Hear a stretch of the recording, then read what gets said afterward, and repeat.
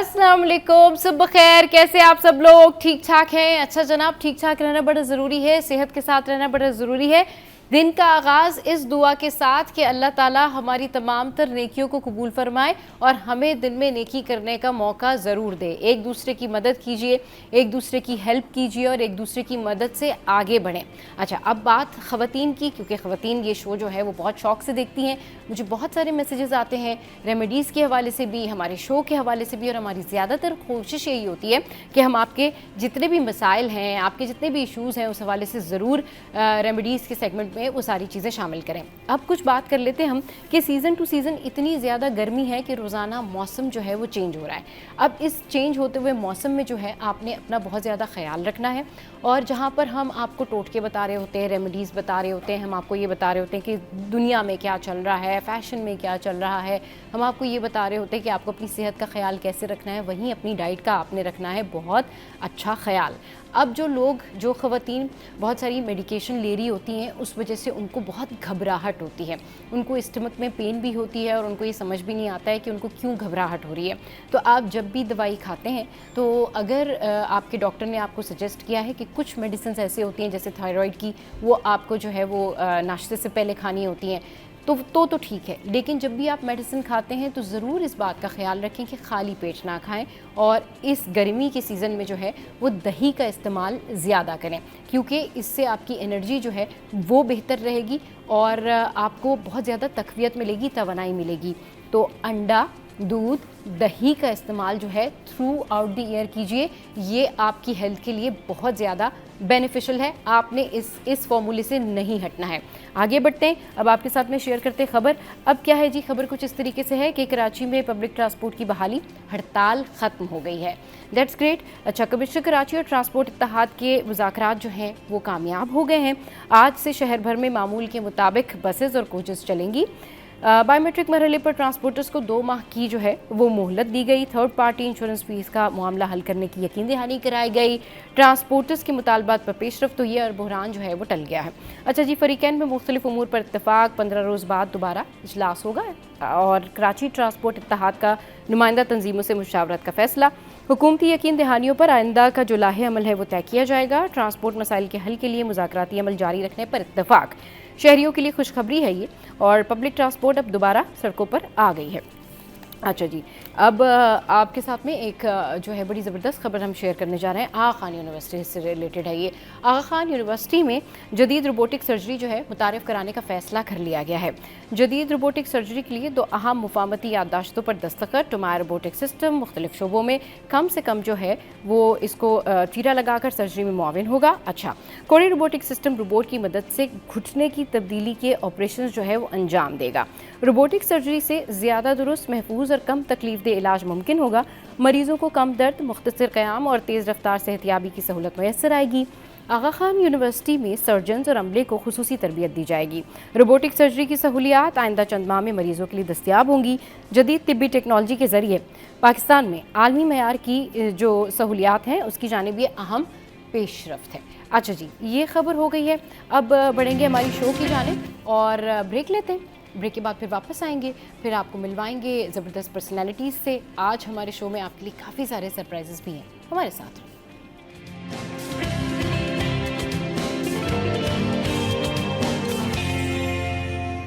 Welcome back. बच्चों के हवाले से बात करते हैं। वालिदैन परेशान रहते हैं और माँ ये सवाल पूछती रहती हैं कि हमें ये समझ में नहीं आता कि अचानक बच्चा जो है वो क्यों पेल हो जाता है, अचानक क्यों जो है उसकी बॉडी लैंग्वेज चेंज हो जाती है, रोना शुरू कर देता है। बहुत सारी जो मदर्स हैं उनको इस हवाले से बहुत कंसर्न रहता है कि हम तो बच्चों को बहुत ज़्यादा हाइजीनिक इन्वायरमेंट प्रोवाइड कर रहे हैं, बच्चों को बहुत अच्छी ग़िज़ाएँ खिलाते हैं, लेकिन फिर भी उसके बावजूद उनका पेट ख़राब, डायरिया, डिहाइड्रेशन और फिर रोना धोना और ये सारी सूरत हाल। और इसकी वजह से बहुत सारे बच्चे जो हैं वो वीक हो जाते हैं, कमज़ोर हो जाते हैं, खाना पीना छोड़ देते हैं। लेकिन जो छोटे बच्चे हैं उसमें कई वजूहात हो सकती हैं कि किस वजह से उनको प्रॉब्लम हो रही है। तो इस पर बात करने के लिए हमारे साथ मौजूद हैं डॉक्टर रिफत। अस्सलाम वालेकुम डॉक्टर रिफत, गुड मॉर्निंग, कैसी हैं आप? वालेकुम अस्सलाम सबा, आई एम फाइन, आप सुनाएं? मैं बिल्कुल ठीक ठाक। अच्छा रिफत, सबसे पहले तो ये बताइए कि जितनी भी मदर्स हैं, जितने भी पेरेंट्स हैं वो बड़ा परेशान होते हैं कि एक अच्छा इन्वायरमेंट देने के बावजूद, हाइजीनिक चीज़ें देने के बावजूद, ग़िज़ाएँ भी हल्की फुल्की हैं, फिर भी बच्चों में जो है वो पेट दर्द की शिकायत है। ये छोटे बच्चों की बात हो रही है, और फिर भी बच्चे जो है वो रोते हैं, फिर भी बच्चे जो है वो उनको मतलब अनकम्फर्टेबल फील करते हैं। तो व्हाट इज़ दैट, क्या रीज़न होती है इसके पीछे कि सब कुछ अच्छा है लेकिन फिर भी बच्चा रो रहा है? अच्छा देखिए, स्पेसिफिकली स्टमक एक की बात कर लेते हैं क्योंकि रोने की कई वजूहत हो सकती है। सही, एनवायरमेंट से बिल्कुल। बहुत सारे रीजंस हो हाँ। सकते हैं। हमारे खित्ते में स्टमक इश्यूज बहुत ज्यादा कॉमन है, ठीक है। स्टमक एक से लेकर उल्टी, मतली, डायरिया, ये यस। केसेस हमारे माशरे में बेइंतहा इंपॉर्टेंट है। ये चीज आपको दूसरी कंट्रीज में शायद इतना फ्रीक्वेंटली मिलेगी नहीं। हाँ। मतलब तबाह हमारे पास ये है सबसे बड़ा कि स्पेशली अगर मैं सिर्फ कराची की बात करूं तो हमारे यहाँ का इन्वायरमेंट जो है ना, उन मखसूस बैक्टीरियाज और उन मखसूस पैरासाइट्स के लिए बहुत आइडियल है जो गर्मी और नमी में सर्वाइव करते हैं, ठीक है। हमारे यहाँ विंटर सीजन हार्डली 2 मंथ्स रहता है जिसमें आप थोड़ा सा ड्राई वेदर रहता है। अदरवाइज बेसिकली 10 मंथ्स तक we are surviving in a warmer climate, and because we are a tropical region तो हमारे यहाँ ह्यूमिडिटी थोड़ी सी पीक पे होती है। ये दो कंडीशंस ऐसी हैं जिसमें वो तमाम बैक्टीरियाज और पैरासाइट्स जो स्टमक इन्फेक्शन करवाते हैं वो बहुत ज्यादा आइडियली सर्वाइव करते हैं। अच्छा, डिस्पाइट द फैक्ट कि आप बेहतरीन ग़िज़ा देते हैं, आप ज्यादा प्रोसेस फूड यूज नहीं करें, आप हेल्दी डाइट पे फोकस करें, हर चीज आप परफेक्ट कर रहे हैं, लेकिन there is always a small percentage of factor जिसमें बच्चों का एक्सपोजर इन जरासीम से बहुत ज्यादा हो रहा होता है। रीजन बीइंग कि अगर हम 6 मंथ्स प्लस की बात करें, 6 मंथ तक का बच्चा तो गोद में रहता है, ठीक है, उसके तो मतलब ही अलग है। 6 मंथ्स के बाद का बच्चा जो थोड़ा बैठना शुरू हो जाता है, उसके बाद फिर वो क्रॉल करना शुरू हो जाता है, एंड देन प्रैम वो जो आपके वॉकर्स हैं उस पे होता है बच्चा, and then they start walking. इन बच्चों के साथ मसला ये हो रहा है कि they are putting everything in their mouth, ठीक है। इतने छोटे बच्चे को हैंड वॉशिंग की तो कोई अवेयरनेस नहीं है, सैनिटाइजर तो बहुत दूर की बात है। तो when they are crawling around और when they are playing with the toys, वो हर चीज उठा के मुंह में डालते हैं। माउथिंग हैबिट है, बहुत ही कोई नॉर्मल सी बात है। क्योंकि इस उम्र के बच्चों की माउथिंग बहुत ज्यादा होती है, उनको हाइजीन अवेयरनेस नहीं होती, they don't remember washing hands, बल्कि आपको पकड़ के उनका जाके हाथ धुलवाना पड़ता है। इन फैक्टर्स की वजह से उनको कंटेमिनेशन नॉर्मल एनवायरनमेंट से होना शुरू हो जाती है। हालांकि घर साफ है, खाना साफ है, हर चीज साफ है, लेकिन फिर भी आपका फर्श पे हाथ जा रहा है, आप कीज उठा के मुंह में डाल रहा है बच्चा, आपके जो डोर की हैंडल्स हैं बच्चा उसको 10 दफा हाथ लगा रहा है, सारे से वो कंटेमिनेटेड हाथ फिर मुंह में जाता है। तो इसलिए बच्चों में ना बनिस्बत हमारे खत्ते में स्टमक प्रॉब्लम्स बहुत कॉमन है, बहुत हद से ज्यादा कॉमन है। और फिर जब गर्मियां शुरू होती है ना तो ये पूरा फ्लक्स आता है, लाइक एक प्रॉपर एक सीजन आता है, वबा फैलती है कि हर दूसरा बच्चा, चाहे वो किसी भी एज ग्रुप का क्यों ना हो, किसी भी फैमिली से क्यों ना बिलोंग करता हो, वो जरूर डायरिया या वॉमिटिंग या कोई ना कोई स्टमक इन्फेक्शन का शिकार होता ही होता है। ये एक अनफॉर्चुनेट रियलिटी है हमारे एनवायरनमेंट की ओवरऑल बेसिकली। सही। अच्छा, अब ये तो ज़ाहिर सी बात है, आपने रियलिटी बताई कि भाई ये सारे सिनेरियोज होते हैं। अगर किसी बच्चे को वाकई शदीद पेट दर्द है, उसके साइन सिम्टम क्या होंगे, पेरेंट्स कैसे समझें और उसकी क्या मेडिकेशन है, क्या ट्रीटमेंट करना चाहिए? 2-3 बातें हाईलाइट में जरूर करूंगी इसके ऊपर, because I face this issue a lot. मैं अपनी क्लिनिक में बहुत फेस करती हूँ, ये बहुत मिसडायग्नोस हुआ है। रूल नंबर 1, हर पेट का दर्द अपेंडिक्स नहीं है। प्लीज, मेरे पास हर दूसरा पेरेंट, बच्चा कमर में हाथ रखा हुआ होगा, the mother will still say कि नहीं डॉक्टर अपेंडिक्स भी तो हो सकता है, हालांकि वो ऑपोजिट साइड पे हाथ रख के बैठा हुआ है, तो फिर भी अपेंडिक्स का शक आ जाता है। So number 1, no, it's not appendix जब तक कि आपका डॉक्टर तस्दीक ना कर दे। नंबर 2, हर स्टमक एक का इलाज प्लीज फ्लैजिल नहीं है। हमारे यहाँ कोई सोचता भी नहीं है। बच्चे ने आके बोला पेट में दर्द है, वहां सबसे पहले फ्लैजिल का ढक्कन पिला दिया जाता है और दे आर सेटिस्फाइड, कोई कंसल्टेशन कुछ नहीं की जाती। 2-3 दिन तक फ्लैजिल चल रही है, वो रो रहा है, तड़प रहा है, अल्लाह जाने उसके पेट के किस खित्ते में दर्द है, वो फ्लैजिल पे सर्वाइव कर रहा है। सो ये सबसे एक गलत चीज है। बच्चे हमारे पास ओपीडी में बहुत देर से रिपोर्ट होते हैं, 2 दिन तक तड़पते रहते हैं, ठीक है। सो नहीं, Flagyl is not the solution. हर पेट का दर्द ऐसा नहीं होता। पहली चीज तो ये है कि पेट के दर्द की शिद्दत बहुत मैटर करती है। अगर बच्चा खाने के बाद या खाने से पहले पेट के दर्द की शिकायत कर रहा है और जो कि खाने से या तो सेटल डाउन हो जा रहा है या वॉशरूम चले जाने से सेटल डाउन हो जा रहा है, इसमें आपको पैनिक नहीं करना है। This is the kind of condition जिसमें आप होम रेमेडी से काम चला सकते हैं। आप बच्चे को थोड़ा सा प्रोबायोटिक साशे कोई पिला दें। मल्टीपल प्रोबायोटिक ब्रांड्स हमारे यहाँ मिलते हैं। जो पेरेंट्स प्रोबायोटिक वर्ड जानते हैं, they know what I am talking about, क्योंकि मैं ऑन एयर कोई ब्रांड प्रमोट नहीं कर सकती। जी, ठीक है। दूसरी चीज ये है कि जो बड़े बच्चे हैं वो आराम से ओमिप्राजोल का कोई भी साशे ले सकते हैं। Again, parents know what I am talking about, I will not take the brand name. आपकी ओवर द काउंटर मेडिसिन हैं कुछ जो घर में होती हैं, सिंपल एंटासिड सिरप्स होते हैं जो ओवर द काउंटर मिल जाते हैं, जो सेफ है। ठीक है, तो खाने से रिलेटेड, खाने के आगे पीछे पेट में दर्द हो रहा है, बच्चा तो पेट कह रहा है यार दर्द हो रहा है, दर्द हो रहा है, फिर थोड़ी देर के बाद ठीक हो जा रहा है, don't panic, this will go on. ये हो सकता है उसको एसिडिटी हो गई है, हो सकता है थोड़ा सा स्टमक डिस्टर्ब हो गया, ठीक हो जाएगा घर पे पड़ी दवाइयों से। सही। अगर बच्चा सारा खेल कूद छोड़ के, इवन बातचीत छोड़ के, पेट को बुरी तरह से जकड़ के एक कोने में लेट जाए हाँ। और फिर रोए बकायदा, वो बच्चा जो रोता नहीं है नॉर्मली, फिर रो के बोले कि मेरी बुरी हालत हो रही है, प्लीज आसरा नहीं करें और अज्यूम नहीं करें अपनी तरफ से कि मुझे ये लग रहा है तो मैं ये दे दूं और मुझे ये फील हो रहा है। हाँ। No, just take your kid, go to the nearest emergency, doctor से कंफर्म करवा ले। वो डॉक्टर जूनियर हो सीनियर हो, बीइंग अ डॉक्टर जो दवाई देगा वो बनिस्बत बेहतर होगी एज कम्पेयर टू आपके घर की किसी टोटके से। सही। अच्छा, जिस तरह से रिफत आप बता रही है ना कि ये सारी मेडिकेशन कर लेनी चाहिए और होम रेमेडीज़ भी कर लेनी चाहिए, वहाँ ख़वातीन बहुत ज़्यादा होम रेमेडीज़ पे रिलाई करने लग जाती हैं। जस्ट लाइक दैट कि अगर बच्चे ने रोना शुरू किया तो घर की 4 ख़वातीन जो है वो मिलके कहेंगी अच्छा ठीक है, इसको तो आप इस तरफ करवट दिला दें, ऐसे डकार दिला दें, ये खिला दें, ये पिला दें, या ये चीज़ जो है वो आप इसको दे दें। तो इस चक्कर में कभी कभी ऐसा होता है कि वाकई बच्चे की कंडीशन बड़ी सिवियर होती है, लेकिन वो होम रेमेडीज़ और टोटके में टाइम निकल जाता है। मतलब अगर किसी को सिवियर जो है वो डायरिया हो रहा है या जो है उसको उल्टी हो रही है, वोमिट कर रहा है बच्चा, तो वो क्या है कि घरेलू टोटके करते रहते हैं कि आपने ये चटा दिया, आपने ये खिला दिया, आपने इस तरीके से कर लिया, ये इस वजह से हो रहा है। तो हाँ, तो उसके बाद जब आपके पास वो लेके आते हैं तो वो जो छोटा बच्चा होता है उसकी हालत बहुत गैर हो रही होती है। तो वो थोड़ा सा बताएं कि वो क्या साइन एंड सिम्टम होते हैं कि जब बहुत ज़्यादा अगर घर की चीज़ें जो है वो अप्लाई की जाएँ, घरेलू टोटके अप्लाई किए जाएँ, तो उससे क्या नुकसान होता है छोटे बच्चों पे। सबक कुछ टोटके तो कभी कभार काम भी कर जाते हैं। स्मार्ट मदर्स हाँ। जो घर में होममेड ओआरएस बना लेती हैं, उनको बड़ा शऊर होता है ओआरएस कैसे बनाना होता है। हाँ। They even know the recipe कि मैंने जो है अगर 500 ml का पानी लिया है तो मुझे उसमें 1 चम्मच चीनी डालनी है, तो 1/4 चम्मच नमक डालनी है और मैंने उसको स्टर करना है। और अगर मेरा बच्चा उसका जायका टॉलरेट नहीं करता तो मैंने 2-3 कतरे उसके अंदर नींबू डाल देना है ताकि वो जायके को ले ले, विच इज फैंटास्टिक, क्योंकि मदर्स को अवेयरनेस है कि हमें कुछ और नहीं करना तो ओआरएस पिलाना है। And frankly this is the first message I want to give कि कोई टोटके यार छोड़ दो, सबसे पहले तो ओआरएस देना शुरू कर दे, चाहे खुद घर में बना ले if you know how to make it. और एल्सा बाजार से मंगवा ले तो बहुत कॉमन चीजें कहीं से मिल जाती है, ऐसे ही है ना। टैंग वैंग देना तो बहुत ही बड़ा ब्लंडर है मेरे हिसाब से। लोगों को लगता है कि ओआरएस मींस जूस, भाई जूस और ओआरएस में आसमान जमीन का फर्क है, they are two completely different things. तो कुछ टोटके तो काम कर जाते हैं, बट दोज मदर्स जो ओआरएस की जगह जूसेस पिलाना शुरू कर देती हैं, and then they resort to things like gripe water पिलाना और गैस की बेशुमार मशरूबात जो आपको लोकल मिल रहे हैं उस तरह की दवाइयां पिला देना। बच्चा जब आपके पास आता है ना, इतना वो डिहाइड्रेटेड बच्चा होता है, उसकी आंखें धसी भी होती हैं, लिटरली इतनी धसी हुई आंखें होती है, इतना बड़ा डार्क सर्कल आपको बच्चे में नजर आता है। And I am talking about both का बच्चा, लाइक कोई बड़ा बच्चा भी नहीं, 9-9 महीने के बच्चे ना धसी हुई आंखों के साथ हमारे पास आ रहे होते हैं, होठ उनकी कंप्लीटली खुश्क भी और सफेद। अच्छा रिफत, ये जो आप जिक्र कर रही हैं कि बच्चे की आंखें धसी हुई होती हैं और वो मतलब बिल्कुल उनकी हालत गैर हो रही होती है, ये कब की कंडीशन होती है और ये सिवियरिटी कब आती है बच्चों में?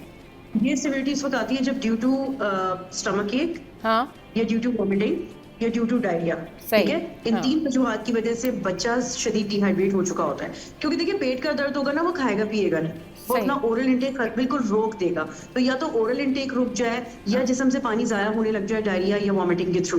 तो ये 3 ऐसी कंडीशंस होती हैं जिसमें बच्चे डिहाइड्रेट होने लग जाते हैं। भाई देखिए बच्चों में स्टोरेज तो है ही नहीं, आप में और मुझ में फिर भी स्टोरेज है, हम 12 आवर्स की फास्टिंग कर लेते हैं, बच्चे में तो ये कैपेसिटी नहीं है। वो तो 2-3 घंटे के बाद निठाल होना शुरू हो जाता है, इन्फेक्शन की वजह से फेस भी टॉक्सिक हो जाता है। अब फेस टॉक्सिक उस वक्त होता है जब बच्चे का फेस बकायदा पीला होने लग जाता है, बिल्कुल ही पेल सी फेस हो जाती है और उसके होंठ भी सफेद हो जाते हैं, बिल्कुल सफेद होंठ, उसमें से कोई रंगत खत्म हो जाती है बिल्कुल। और बच्चा ना एक अजीब तरीके से वाली सांस लेने लग जाता है, जिससे वो थक रहा है सांस लेके। ये बहुत खतरनाक निशानी होती है। दैट मींस बच्चे का बिल्कुल एक आखिरी बस हो चुकी है और खून में तेजाबियत फैल चुकी है डिहाइड्रेशन की वजह से। एंड दैट मींस ये बच्चा 200% ड्रिप्स के ऊपर जाएगा, वो उसके बगैर सर्वाइव नहीं कर सकता। ये बिल्कुल ही डेंजरस कंडीशन, मतलब ये ऐसा है कि वो बच्चा एंटर होता है दरवाजे से NFIC, ये 3 निशानी में बच्चे में देख लूँ ना कि आंखें भी धसी हुई, रंग सफेद और बच्चा ऐसे तरह के सांस ले रहा है, तो मैं विदिन 5 मिनट्स उसको इमरजेंसी भेजती हूँ कि भाई फौरन ड्रिप लगाओ, ये आस्ते वाली चीज है ही, ये इतनी खतरनाक कंडीशन है।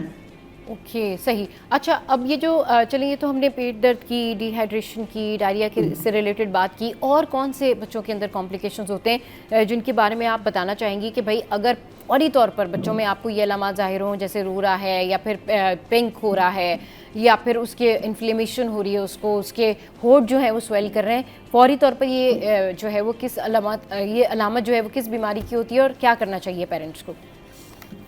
वैसे तो बहुत सारी कंडीशन हो सकती है, जो एक बहुत तवील लिस्ट है, लेकिन जो कॉमन डेंजर साइंस है हम पेरेंट्स को एजुकेट कर रहे होते हैं कि हाँ। बहुत ही ऐसी चीजें जिसमें आपने आसरा नहीं करना, you have to rush to the hospital. हाँ। तो डेफिनेटली उसमें दो तीन चीजें, एक तो सबसे पहले ये आ जाता है कि आपका बच्चे को फीवर हुआ, you gave the fever medicine, लेकिन फीवर बढ़ता चला जा रहा है, वो कम नहीं हो रहा, वो ऊपर से ऊपर चला जा रहा है। सो उसमें मैं ये रिकमेंड करती हूँ, this is a danger sign, something is very wrong, लेके भागो हॉस्पिटल। ठीक है, आपके पास होंगी 4-5 दवाइयां देने के लिए, लेकिन अगर फीवर मेडिसिन देने के बावजूद टेम्परेचर ऊपर से ऊपर जा रहा है, लाइक अब वो 104 को टच कर चुका है या 105 के करीब जा रहा है, ये बहुत खतरनाक कंडीशन है। रिगार्डलेस कि आपके बच्चे में कितनी बर्दाश्त क्यों ना हो, आप फौरन इमरजेंसी लेके भागे। दूसरी निशानी मैंने बता दी है टॉक्सिक लुक की, है कि आपका बच्चा किसी भी रिगार्डलेस किसी भी रीजन की वजह से खाना पीना बिल्कुल बंद कर दे। ठीक है, और उसने काफी देर से खाया नहीं है। अच्छा, इसमें भी ये है कि अगर खाया नहीं है लेकिन एक्टिव है, अलर्ट है, भाग रहा है, दौड़ रहा है, उठ रहा है, बैठ रहा है, दैट मींस उसकी तबीयत नहीं कर रही है, तो उसमें घबराना नहीं है। लेकिन खाना पीना भी बंद कर दिया, बच्चा निढाल होके लेट गया है, उसे बैठा तक नहीं जा रहा, या वो बहुत रोए जा रहा है, वो चुप ही नहीं कर रहा, वो खुश नहीं है, और उसका दिल कर रहा है बस मैं यहाँ गिरूं या वहां गिरूं, तो ये डेंजर साइन है, something is very wrong, rush to the emergency. ठीक है, ऑब्वियसली वॉमिटिंग बहुत ज्यादा हो रही हो जो रुकने का नाम ना ले किसी भी टोटके के बावजूद, और डायरिया जो रुकने का नाम ना ले किसी भी टोटके के बावजूद, स्टूल में ब्लड आना शुरू हो जाए, that is a huge danger sign. हमारे यहाँ पता नहीं कि उसको सीरियसली लेते, मैं तो बहुत से लोगों को जानती हूँ, 4-4 दिन तक बच्चा लेके घर पे बैठे हुए और जी ब्लड आया जा रहा है, डॉक्टर कोई बात नहीं, सही, बिल्कुल सही, ऐसी कोई बात नहीं, तो ब्लड आना शुरू हो जाए, that is a danger sign, run, फौरी भागें। एंड देन मोस्ट इम्पोर्टेंट, बच्चे को ऐसा डायरिया हो रहा है जो पानी की तरह निकल रहा है, इसमें सिर्फ पानी है डायरिया में, डायरिया में कोई स्टूल पार्टिकल नहीं है, that is dangerous, that means ये कॉलेरा का साइन है, कॉलेरा बहुत खतरनाक वाटरी डायरिया है, तो उस वक्त आपने लेके भागना है, क्योंकि ऐसे बच्चे को आपको दाखिल करना पड़ता है, वो ड्रिप के बगैर सर्वाइव नहीं करते हैं। उसके अलावा डेफिनेटली फिर हम थोड़ा रेस्पिरेटरी की तरफ आ जाते हैं कि खांसी है जो रुकने का नाम नहीं ले रही है, और खांस के बच्चा जो ना अगेन तकलीफ से सांस ले रहा है, जिसको सांस लेने में खींचना पड़ रहा है, फिर रुकेगा, फिर वो यूं खींचेगा, फिर वो रुकेगा। अगर आपका बच्चा इस तरह सांस ले रहा है, you run to the emergency. घर में कुछ नहीं करें, आप आसरा ही ना करें कि चलो मैं नेबुलाइज खुद से करा के देख लेती हूँ या मैं ये शरबत पिला लूं, फायदा कुछ नहीं होगा, इसको ऑक्सीजन चाहिए, लेके भागे आप इसको।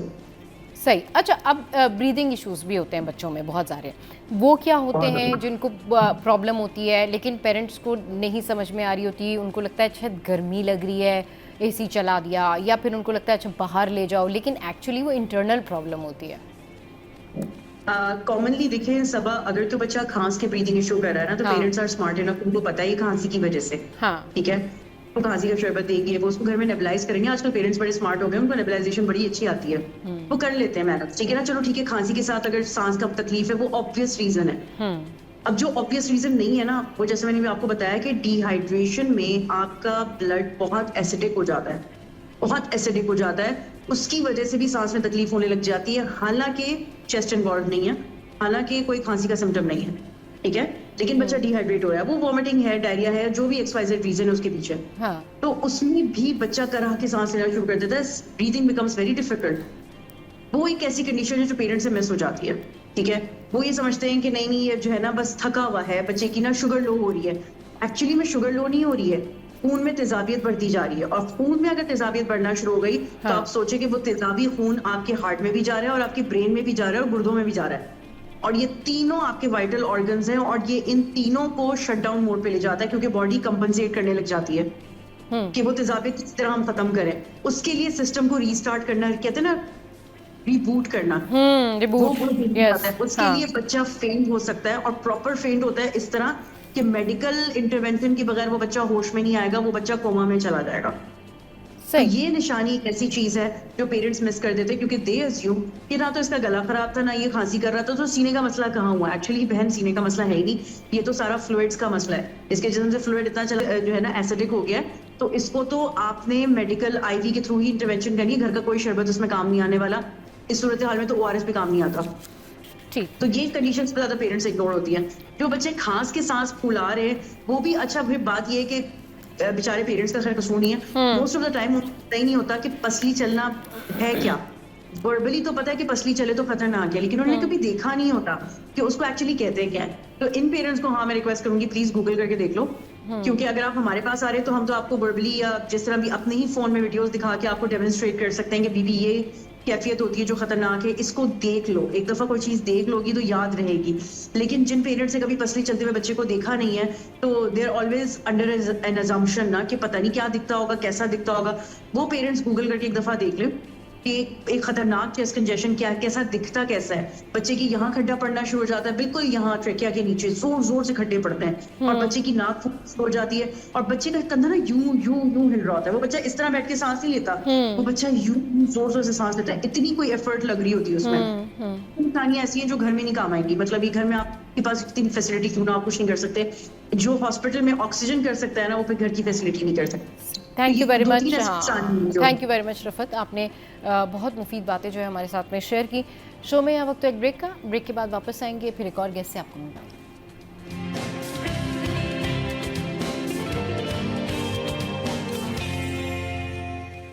Welcome back. बात कर रहे हैं ख़वातीन की। हमारा शो ख़वातीन से रिलेटेड है, लेकिन मर्द हज़रात भी हमारा शो बहुत शौक से देखते हैं क्योंकि इसमें सब की बातें होती हैं। अच्छा जी, ख़वातीन की जब हम बात कर रहे होते हैं तो सबसे पहले क्या जहन में आता है? सबसे पहले यही जहन में आता है ना कि भाई हमारे लीगल राइट्स क्या हैं, हमारे हुकूक क्या हैं, हम किस तरीके से आवाज़ उठा सकते हैं, हमें क्या क्या पता होना चाहिए। और हमारे साथ बहुत सारी ऐसी चीज़ें हो जाती हैं जिसके बारे में हम आवाज़ नहीं उठा सकते। जैसे कि सबसे मेन मसला हैरेसमेंट का है। अब हैरेसमेंट का मसला ये होता है कि अगर किसी खातून ने किसी शख्स के बारे में कहा है तो रिबर्टल भी आएगा, लेकिन आप उस रिबर्टल का जवाब कैसे दे सकते हैं? अगर आपको हैरेस करने वाला शख्स इंतहाई चालाक है, अगर आपको हैरेस करने वाला शख्स उल्टे आप पर इल्ज़ामात लगाता है तो उसका रिबर्टल क्या है, आपके लीगल राइट्स क्या हैं? आपको कोई सोशल मीडिया पर तंग करता है, आपको कोई राह चलते तंग करता है, आपको कोई फ़ोन कॉल्स करके तंग करता है, आप कहीं काम करते हैं वहाँ आपके साथ में हैरेसमेंट होती है, इन सब चीज़ों का जवाब जानते हैं। हमारे साथ महम जमाल मौजूद हैं जो कि एडवोकेट हाई कोर्ट हैं और एजुकेशनिस्ट भी हैं। उनको वेलकम करते हैं। अस्सलाम वालेकुम महम, गुड मॉर्निंग, कैसी हैं आप? अस्सलाम वालेकुम, मैं ठीक, आपका क्या हाल है? बिल्कुल ठीक ठाक। महम, आज फिर हम ज़बरदस्त टॉपिक पर बात करने जा रहे हैं और आज जो मौजू है वो ये है कि हम स्टेप टू स्टेप चलेंगे, वन बाय वन करके चलेंगे, बढ़ेंगे आगे और फिर ख़वातीन के लीगल राइट्स के हवाले से बात करेंगे। तो सबसे पहले तो हम बात कर लेते हैं कि भाई ख़वातीन के साथ जो घर में होता है, यानी कि बहुत सारे ऐसे केसेस होते हैं जो रिपोर्ट नहीं होते, जिनमें तशद्दुद के वाक़यात हैं, जिनमें प्रॉपर्टी के हवाले से बातें हैं, जिनमें बहुत सारे ऐसे चीज़ें हैं जैसे पसंद की शादी है एंड ऑल दैट। फिर उसके बाद हम ग्रेजुअली आगे बढ़ेंगे और फिर हम सोशल सिनेरियो पर बात करेंगे। तो घर से स्टार्ट करते हैं। घर में ख़वातीन के साथ तशद्दुद के वाक़यात हो रहे होते हैं। कुछ तो ऐसी होती हैं कि जिन पे इतना तशद्दुद होता है कि वो बोल भी नहीं पाती, बता भी नहीं पाती। कुछ ख़वातीन खुद सह रही होती हैं। ये बताइए, दोनों सूरतों में ख़वातीन के राइट्स क्या हैं और किस तरीके से जो है वो अपने लीगल राइट्स यूज़ करके अपना हक ले सकती हैं? देखिए, laws are very clear with regards to domestic violence. अब डोमेस्टिक वायलेंस क्या है कि हाउस होल्ड में ना सिर्फ शौहर की तरफ से, अगर शौहर से रिलेटेड, अगर सास की तरफ से, किसी की भी तरफ से औरत को किसी भी तरह का वायलेंस का शिकार होता है, सो उसका लॉ बहुत क्लियर है, वो जाके उस पर FIR लॉन्च करा सकती है। वायलेंस सिर्फ और सिर्फ मारपीट की हद तक महदूद नहीं कर दी गई है, वायलेंस इमोशनली भी कह दिया गया है कि अगर किसी की इमोशनल वेलबींग को ख़राब किया जा रहा है, उसको फ्राइटन किया जा रहा है, उसको कहीं कंटेन किया जा रहा है, उसको घर से निकलने नहीं दिया जा रहा है, या उसको स्नब किया जा रहा है उसको, और कानून ने तो ये भी वर्ड यूज़ कर दिया कि उसको अगर बिलिटल किया जा रहा है। बिलिटल मतलब यानी आपको कहा जा रहा है कि तुम तो किसी काम की नहीं हो, तुम्हें पता नहीं है। सो ये सारी चीज़ें डोमेस्टिक वायलेंस के ज़िम्रे में आती हैं। डोमेस्टिक वायलेंस का जो कानून है उसकी पीनल रेमिफिकेशंस हैं, यानी कि उसमें आपको जेल हो सकती है आपको, और कानून ने ये भी कह दिया है कि अगर हस्बैंड की तरफ से उसकी माँ या उसके बहन भाई कोई भी ऐसा करते हैं तो वो हस्बैंड की तरफ से वायलेंस मानी जाएगी, क्योंकि उसने जो है प्रोटेक्ट करना है अपनी बीवी को। सो लॉ बहुत वाजे है और बहुत क्लियर है, जिसमें कह दिया गया है कि ना सिर्फ मारपीट बल्कि इमोशनल वेलबींग का भी ख्याल हस्बैंड ने रखना है, और कहीं पे भी साइकोलॉजिकल या फिजिकल उसको थ्रेट आता है सो वो FIR लॉन्च करा सकती है। सही। अच्छा, अब वो बिल्कुल FIR लॉन्च करा सकती है, लेकिन कुछ खवातीन जो नहीं बोलती, नहीं बात करती, सहती रहती हैं, just because of that family pressure है, लोगों को पता चल जाएगा तो क्या होगा, उस हवाले से बताएं क्या क्या करना चाहिए उन लोगों को? क्या लॉ में कोई ऐसी शिक है कि अगर कोई खातून अपना मसला लेकर आए तो वो उसको डील करें और सिर्फ उनकी फैमिली को बुला के जो है मसला सॉर्ट आउट हो जाए, मतलब उस चीज़ को इतना स्प्रेड ना करें? क्या कुछ ऐसा होता है, कोई ऐसा रास्ता है? देखिए, अगर तो किसी औरत को डर है कि हाँ। अगर वो कर पर्चा कराएगी हाँ। और उसके बाद उसी को और पड़ेगी या कोई भी ऐसी हाँ, चीज है, तो हाँ। लॉ बहुत वाजे कर दिया है कि इसके बाद उसको प्रोटेक्शन भी वो सीख कर सकती है। Okay, that's police great. Protection, जी, वो पुलिस प्रोटेक्शन सीख कर सकती है। और पुलिस ना सिर्फ ये इस हद तक है कि कोर्ट डिटरमिन करेगा किस हद तक पुलिस प्रोटेक्शन उसको देनी है, वो दारुल अमान की तरफ उसको जा सकते हैं अगर उसका अपना कोई फैमिली होम नहीं है। हाँ। क्योंकि अक्सर बात हम देखते हैं कि लड़कियां चली तो जाती हैं, बट उनको अपने ही घर से, जो कि उनके फादर होम होते हैं, वहां से उनको एक्सेप्ट नहीं किया जाता। और बहुत हमारी एक फार फ्लंग एरियाज में एक आइडिया फॉल करता है कि नहीं, तुम्हारा अब तो घर से जनाजा ही निकलेगा दूसरे घर से। तो ये वाला जो आइडिया है, उसमें कानून ने बहुत वाजे कर दिया है कि अगर, वैसे तो ऐसा आपको हमेशा प्रोटेक्शन देगी पुलिस, अगर ऐसा है तो फिर आपको दारुल अमान बहुत सेफ आपके हाउसेस बनाए हुए हैं जहाँ पे औरत जा सकती है और उसकी वो प्रोटेक्शन उसको हर हाल में कानून प्रोवाइड करता है। सही। अच्छा, अब पसंद की शादी के भी बहुत सारे इस तरह के मामलात होते हैं, उस हवाले से क्या कुछ है ये बताइए। देखिए, पसंद की शादी, आपका फोर्स्ड मैरिज एक्ट, आपको कहीं पे भी कह दिया गया है कि फोर्स्ड मैरिज जो है, again it's a criminal offence. So वहां पे अगर कोई भी माँ बाप या कोई भी औरत को फोर्स करेंगे कि आप शादी इस इंसान से कर लें जिससे वो नहीं करना चाह रही है, सो वो भी कानून के जिम्मे में आता है, उसमें भी उसकी पीनल रेमिफिकेशंस हैं। अब औरत को राइट दे दिया गया है कि वो किसी से भी, अगर वो बालिग 18 साल, क्योंकि आपकी देखें चाइल्ड मैरिज भी आपका एक कानूनी जुर्म है। हाँ। और दूसरा, 18 साल से ऊपर ही औरत की शादी हो सकती है with slide up and down हमारे डिफरेंट प्रोविंसेस के। जिस तरह सिंध में आपकी 17 to 18 ईयर्स की जो एज है वो आपको कंसिडर किया गया है कि इससे नीचे औरत की शादी नहीं हो सकती। सो अगर एक तो उसमें फोर्स मैरिज अगेन बहुत बड़ा जुर्म है, और औरत को ये भी कह दिया गया कि वो अपनी शादी जो है अपनी मर्जी से कर सकती है जब वो बालिग हो जाए। अच्छा, मतलब जी कंटिन्यू कीजिए। उसके बाद हम बहुत ज़्यादा इससे एसोसिएटेड क्राइम देखते हैं कि अगर वो अपनी मर्जी की शादी कर लेती है तो ऑनर किलिंग हो जाती है, या ऑनर रिलेटेड बहुत सारे क्राइम्स हो जाते हैं। उसको घर में कन्फाइन कर दिया जाता है, उसकी जिससे शादी हुई है उसको भी मार दिया जाता है। सो उसके बाद वो अलग जिस तरह से कोई भी ऐसा एक्शन होता है, ऑनर किलिंग के लॉज भी बहुत सख्त कर दिए गए हैं। 2016 के बाद आपका जो लॉ आया था उसमें भी बहुत सख्त कर दिया गया है कि अगर किसी हद तक लड़की अगर शादी कर लेती है और उसके बाद उसको मार दिया जाता है कि तुमने तो हमारा इज्जत पानी में मिला दी है, तुमने तो हमारी गैरत के नाम पे, वो अगर गैरत के नाम पे उनसा, क्योंकि ऑनर किलिंग आपकी हमेशा पसंद की शादी के बाद ही बहुत सारे केसेस में ऑनर किलिंग उस वक्त होती है। सो उसमें कह दिया गया है कि अगर आप कहीं पे भी परपेट्रेटर जो है वो ऑनर किलिंग करेगा, सो फिर उसको कैद होगी, उसको लाइफ इम्प्रिजनमेंट, उसको 20 साल की सजा, डिफरेंट आपकी रेमिफिकेशंस हैं अगर मारेगा। और उसमें आपको माफ़ी की भी सूरत हाल नहीं है, वो इंटायरली जज के ऊपर है। सही, मतलब ये क्लियर बता दिया गया। अच्छा, अब वो ख़वातीन जो कि आपके पास कंप्लेन लेकर आती हैं, तो ये बताएं कि ज़्यादातर उनकी शिकायत ये होती है कि जी उनके हस्बैंड ने उनको मारा है, उनके भाई ने उनको मारा है, या फिर वो किसी कज़न के साथ रहती हैं तो वहाँ पर उनके साथ इस तरह के मामलात हुए हैं।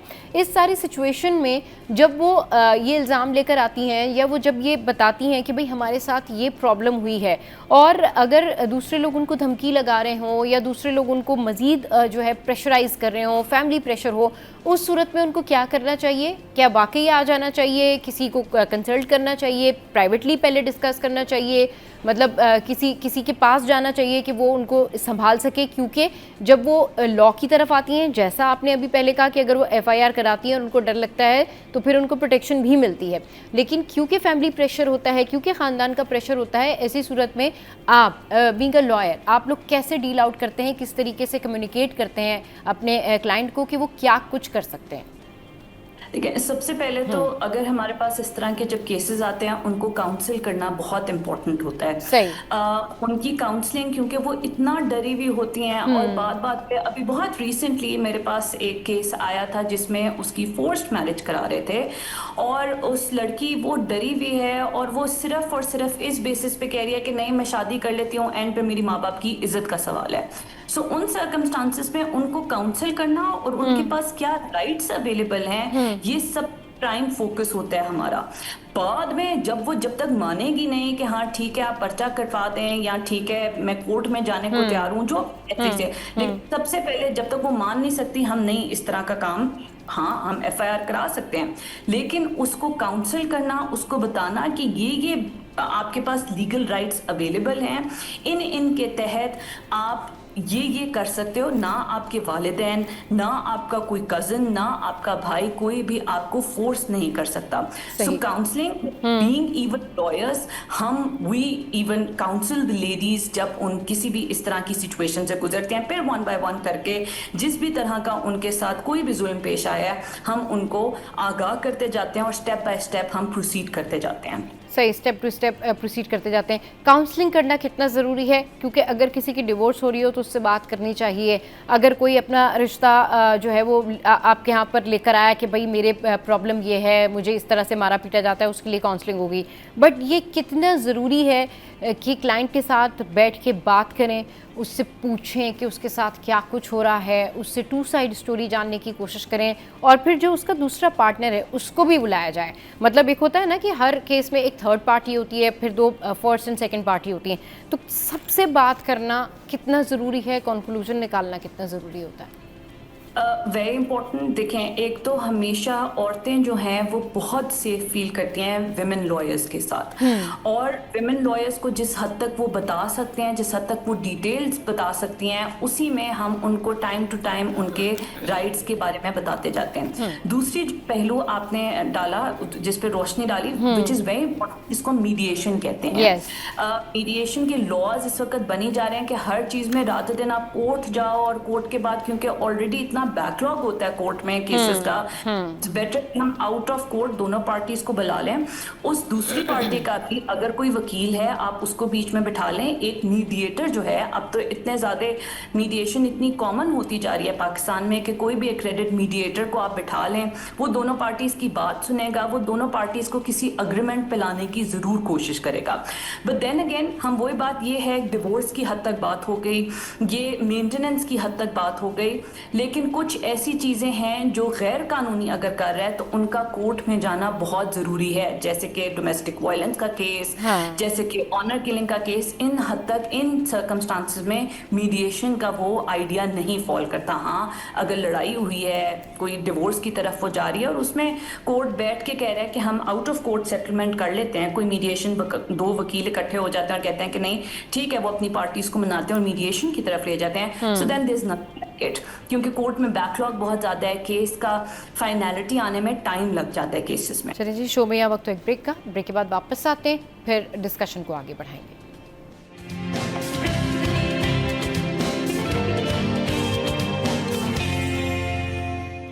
Welcome back. Advocate Maham Jamal इस वक्त हमारे साथ मौजूद हैं, उनसे हम बात कर रहे हैं लीगल राइट्स के हवाले से कि ख़वातीन जो हैं वो क्या क्या ऑप्शंस इख्तियार कर सकती हैं अगर उनके साथ जो है हैरेसमेंट हो रही है या फिर उनके साथ कुछ ऐसे इश्यूज़ हो रहे हैं जैसे प्रॉपर्टी राइट्स हैं, या फिर पसंद की शादी का मसला है, या there are lot of thing जो वो फेस कर रही होती हैं उस हवाले से। अच्छा महम, अब हम कुछ बात करते हैं सोशली भी जब ख़वातीन बाहर निकलती हैं तो उनको सिर्फ ऐसा नहीं है कि उनको मर्दों से ही हैरेसमेंट का सामना होता है, कई दफ़ा ऐसा होता है कि ख़वातीन के आपस में भी ख़वातीन से बहुत इश्यूज़ होते हैं, उसके लिए वो क्या कर सकती हैं?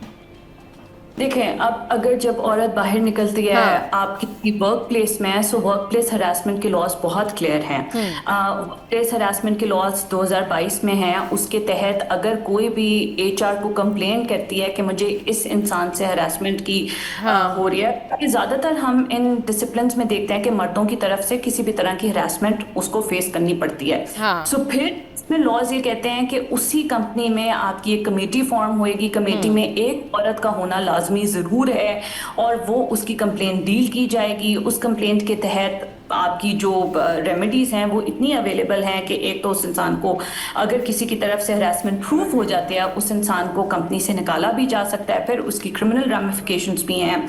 इसके अलावा अगर कोई औरत सोशल उस आइडिया में हरासमेंट ऑनलाइन साइबर जिसको हम कहते हैं उसमें फेस करती है, तो हमारे पीका के लॉज भी हैं, वो भी बहुत इंपॉर्टेंट हैं, जिसमें वो एफआईए में ऑनलाइन कंप्लेंट भी लॉन्च कर सकती है कि ये मेरे साथ हो रहा है, या मेरी कहीं बाजुकात ये भी हमारे पास केसेस आते हैं कि मेरी तस्वीरों का गलत इस्तेमाल किया जा रहा है, या मुझे कॉन्स्टेंटली फ़ोन पे कॉल्स आई जा रही हैं। सो ये सारी चीज़ें लॉज ने आपको कम्प्लीटली होलिस्टिकली आपको कवर कर दिया है, जिसमें आपको कह दिया गया है कि अगर आपको ये साइबर के थ्रू कोई भी चीज़ फेस कर पा रहे हैं, अगर आपको इंटरनेट के थ्रू है, सो आप एफआईए में कंप्लेंट लॉन्च कर सकते हैं। एफआईए में कंप्लेंट सिर्फ और सिर्फ हरासमेंट की हद तक नहीं है, किसी भी चीज़ में आपका कोई चोरी या कोई भी ऐसी चीज़ है आप उससे रिलेटेड कंप्लेंट फाइल कर सकते हैं। वर्क प्लेस हरासमेंट के लॉज आर वेरी क्लियर कि आपको अगर अपने जहां पे जिस जगह पे आप काम करते हैं, इवन आपको कोई इंटिमिडेट करता है, आपसे अनड्यू बेनिफिट्स लेने की कोशिश करता है या आपको बेनिफिट्स देने की कोशिश करता है किसी उसके एवज कि आप उसको कोई बेनिफिट दोगे तो वो आपको प्रमोशन कर देगा या कोई भी ऐसी चीज कर देगा, सो उसके भी लॉज बहुत वाज़ेह हैं कि आपने कंप्लेंट करनी है, आपने अपनी ग्रीवेंस प्लेस करनी है, और उसके बाद वो कंपनी हर हाल में उसके ऊपर लाजिम है कि वो आगे कमेटी बनाएगी, कमेटी सारा केस देखेगी और उसमें एक औरत का होना लाजमी है। सही। अच्छा, अब ये तो आपने बताया कि ये बाहर जाके सोशली होता है। अच्छा, अब ये ऑफिसेज से अगर हम बाहर निकले ना, मतलब चले ऑफिसेज के आपने बता दी, लेकिन क्या होता है स्कूल्स में भी बहुत ज़्यादा है सोशली, कई फीमेल टीचर कंप्लेन कर रही होती हैं। इसी तरह का एनवायरनमेंट जो घर में काम करती हैं, जो मेड्स होती हैं, वो भी बहुत ज़्यादा कंप्लेन करती हैं। आए रोज़ इस तरह के वाक़यात होते हैं। उनके लिए क्या लॉ है जब कोई फीमेल सर्वेंट हायर कर रहा है, I am talking about maids, तो उसको किस तरह हायर करना चाहिए, उसके क्या लॉ हैं? ऑल्दो के चाइल्ड लेबर के हवाले से हम बहुत बात करते हैं, ऑल्दो के इस हवाले से बहुत ज़्यादा अवेयरनेस जो है वो क्रिएट करने की हम लोग कोशिश करते हैं, लेकिन फिर भी आपको कई घरों में ऐसी छोटी बच्चियां या बच्चे नज़र आएंगे जो काम कर रहे होते हैं। उसके लिए क्या कहता है हमारा लॉ, और क्या उनके राइट्स क्या हैं जब उनके पेरेंट्स उनको उन घरों में छोड़ के जाते हैं? तो जो रख रहे हैं उनको क्या करना चाहिए और जो छोड़ के जा रहे हैं उनको क्या करना चाहिए? देखिए, सबसे पहले तो आपका ताज़ीरात पाकिस्तान जो है, जिसको हम पाकिस्तान पीनल कोड कहते हैं, ये तो हमारे बहुत स्पेसिफिक लॉज बने हुए हैं, वर्क प्लेस हरासमेंट हो गई या पीका के करते हैं। इसके अलावा आपका जो बहुत एक इम्पॉर्टेंट कानून है जिसको हम ताज़ीरात पाकिस्तान कहते हैं, पाकिस्तान पीनल कोड, उसमें आप क्रिमिनल कंप्लेंट लॉन्च कर सकते हैं। आप पुलिस के पास जाके कंप्लेंट लॉन्च करेंगे और उसके बाद पुलिस के ऊपर लागू है कि वो इन्वेस्टिगेट करेगी। दूसरी चीज़ आ गई हमारी डोमेस्टिक वर्कर्स की जो बात है। अक़वाम मुत्तहिदा में जिसको हम उसकी जो एजेंसी है ILO जिसकी हम बात करते हैं, इंटरनेशनल लेबर ऑर्गेनाइजेशन, उसने भी आपकी कन्वेंशन अब निकाल दी हैं, डोमेस्टिक वर्कर्स आपकी कन्वेंशन, उसके ऊपर भी बहुत जिसे कहते हैं इम्पोर्टेंट काम हो रहा है और हर मुल्क पे जिसने उसको साइन किया उनके ऊपर लागू है कि वो डोमेस्टिक वर्कर्स से रिलेटेड लॉस निकालें। सो यस, आपके डोमेस्टिक वर्कर्स को भी एक तो अगर किसी छोटे बच्चे को, तो वो तो चाइल्ड लेबर के ज़िम्मे में आएगा कि पहली बात है आप उसको रख ही नहीं सकते। अगर आपने 14 साल से नीचे का बच्चा अपने पास काम पे रखा है और 14 से आपकी आगे 16 साल तक भी अगर आप बच्चे को रख रहे हैं तो उसको लाइट वर्क कर रहे हैं, ये आपकी इवन कॉन्स्टिट्यूशन ऑफ पाकिस्तान में भी कह दिया गया है। और आप अगर पहली बात है आप रख ही नहीं सकते, ये बिल्कुल गैर कानूनी है कि आप अंडर 14, और हम बहुत सारे घरों में देखते हैं कि अंडर 14 उन्होंने एम्प्लॉय किए होते हैं बच्चे और जिनसे बहुत ज्यादा काम आप ले रहे होते हो, तो ये बिल्कुल एक गैर कानूनी बात है। दूसरी बात आती है कि अगर आप 14 से 16 साल या कहीं पे भी आप रखते हैं, तो उसमें आप उनको बहुत लाइट वर्क की तरफ लेके जा सकते हैं। और उसके बाद बात आती है अगर आप फीमेल को रखते हैं काम पे, उसमें आपके लॉज के आपने आपके जो वर्क प्लेस लॉज हैं, आपके जो लेबर लॉज जिनको हम कहते हैं, कि उसमें 6 बजे के बाद तो आप एक फीमेल को काम पे रख ही नहीं सकते। और इसके अलावा आप एक फीमेल से वो काम नहीं ले सकते जिस तरह के मजदूरी के बहुत सख्त आपके काम होते हैं, जबरी मुशक्कत वगैरह जिसको हम कहते हैं, सही आपके लेबर के जो काम होते हैं, वो तो आप एक खातून से ले ही नहीं सकते। जिस तरह के ईंटें उठा के लेके जाना, ये आप इस तरह के काम एक औरत से नहीं ले सकते, बिकॉज उसकी बिल्ड ऐसी नहीं है, वो बनी बाजारी तौर पे ऐसी नहीं हुई है। 6 बजे के बाद आप उसको नहीं रख सकते। एंड किसी रीज़न अगर वो फैमिली वे में है तो फिर तो आप उसके बहुत आपने लाइट काम करना है, और आप उसको इस बेसिस पे निकाल नहीं सकते क्योंकि वो फैमिली वे में है। सही, ठीक, ये अपने बहुत क्लियर किया। ये बड़ी अच्छी बात है क्योंकि आए रोज़ मेड्स के साथ जो है इस तरह के वाक़यात होते हैं, और कभी कभी ऐसा होता है कि ये मेड्स जो हैं वो घरों में चोरियां भी कर रही होती हैं, और इनकी तरफ से भी काफ़ी सारी ऐसी चीज़ें होती हैं जिसकी वजह से जिन लोगों ने इनको रखा होता है उनको परेशानी होती है। अगर इन लोगों की तरफ से, यानी सर्वेंट्स की तरफ से, हाउस हेल्प की तरफ से अगर कोई परेशानी हो तो उसके लिए क्या करना चाहिए? देखें, वो तो डिपेंड करता है कि किस किस्म का कोई जुर्म पे आता है। अगर तो चोरी करते हैं तो उसमें आप पुलिस में कंप्लेंट फाइल कर सकते हैं। अगर वो कोई और इस तरह की चीज, मार कुटाई या किसी भी इस तरह की चीज करते हैं तो वो उस लॉ के तहत अट्रैक्ट होएगी। लेकिन मैंने बहुत औकात देखा है कि अगर किसी ने चोरी की है तो वो अपने कानून को अपने हाथ में ले लेते हैं और खुद ही मारना शुरू कर देते हैं, खुद ही कन्फाइन कर लेते हैं, खुद ही बिठा देते हैं, 24 घंटे 36 घंटे अपने पास बिठाए रखेंगे। नहीं, ये भी गैर कानूनी है। आपका काम है कि अगर आपको लगता है, आपने सस्पेक्ट किया है कि मेरे घर में कोई मुलाजिमा है या कोई भी है और उसने कोई चोरी की है या कोई इस तरह का काम किया है, आपने इमीडिएट कंप्लेंट लॉन्च करनी है अपने लोकल पुलिस स्टेशन में, जो कि आपका करीबी पुलिस स्टेशन है। फिर वो जाके इनको अरेस्ट कर सकते हैं। सो खुद हमने बहुत औकात देखा है कि खुद लोग मार धार पे आ जाते हैं, खुद उनको कन्फाइन करना शुरू कर देते हैं कि नहीं, जब तक तुम मेरी चीज नहीं दोगी, तुम 24 घंटे हम तुम्हें यहीं पे रखेंगे या तुम्हें 48 आवर्स के लिए रखेंगे। But then again of course आपके पास जब लीगल राइट्स अवेलेबल हैं, जब कानून के सही रूट के थ्रू आप जा सकते हैं, तो कभी भी कोई गैर कानूनी, कभी भी कानून को अपने हाथ में नहीं लेना चाहिए। सही, कभी भी कानून को अपने हाथ में नहीं लेना चाहिए। बिल्कुल आपने कैटेगोरिकली बिल्कुल ठीक बात की आपने। लेकिन ख़वातीन को अपने राइट्स पता होने चाहिए, चाहे वो बाहर हैं, अगर वो शॉपिंग पर हैं, या वो घर में काम कर रही हैं, मेड्स हैं, या फिर वो किसी भी जगह का हिस्सा हैं, तो वहाँ पर उनको अपने राइट्स पता होने चाहिए। वो बोल सकती हैं, आवाज़ उठा सकती हैं। बहुत शुक्रिया महम आपके कीमती वक्त के लिए। शो में या वक्त तो एक ब्रेक का, ब्रेक के बाद वापस आएंगे, फिर एक और पर्सनैलिटी से आपको मिलवाएंगे।